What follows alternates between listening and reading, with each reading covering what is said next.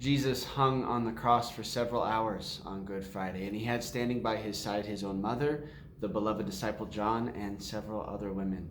And then at 3 p.m, we're told by the Gospel of John, he handed over the Spirit.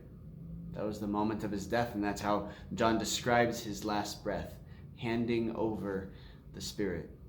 What a beautiful thing it must have been for those disciples and his mother to be there with him. It's a precious thing to be with somebody when they die. This week, I was with my grandmother when she passed away. My grandmother was hospitalized on Monday morning, and by Monday night, she was surrounded by family, her own children, some of her grandchildren, and we were with her praying the rosary. We prayed the chaplet, and after we finished the chaplet, she passed away. She breathed her last. And yeah, it's hard, and so on some level for all of us, we deeply feel sad. And yet there's also a confidence. There's a certain joy that's there, because my grandmother loved the Lord a lot. She loved the Blessed Mother. She loved the church. She loved the priesthood. She loved her family. She was an incredible woman.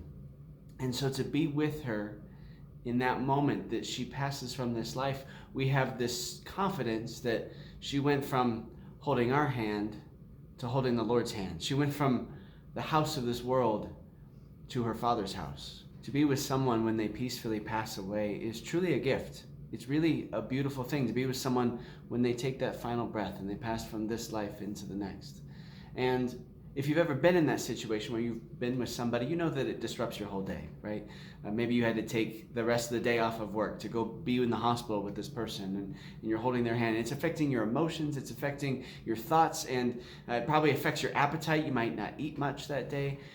And in some ways, every Good Friday, the church invites us to enter into that experience with Jesus, because Jesus is our loved one. He's maybe our most loved one, because he's closer to us than anybody else could ever be. So the church invites us into that sorrow of the day of his death.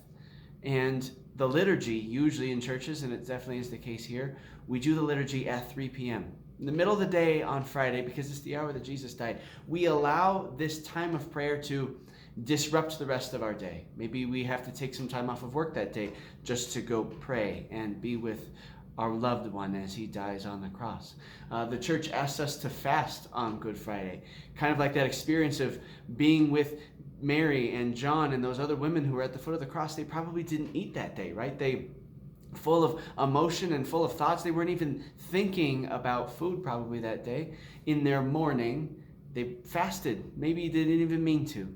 And so we enter into that experience. We choose to fast with them as a sign of our mourning, as a sign of our entering into their sadness as Jesus dies on the cross. And if we really enter into Good Friday that way, then we're going to experience the joy of Easter in a more profound way. Like, we know where the story's going. We know that Jesus will rise from the dead.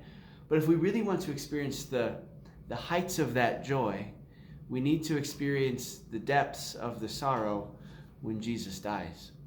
And so this Good Friday, the church asks us, invites us to stand next to Jesus, to stand at the foot of the cross, to be with Mary and John and those women, to experience the emotions they're feeling as Jesus breathes his last, as Jesus hands over the Spirit.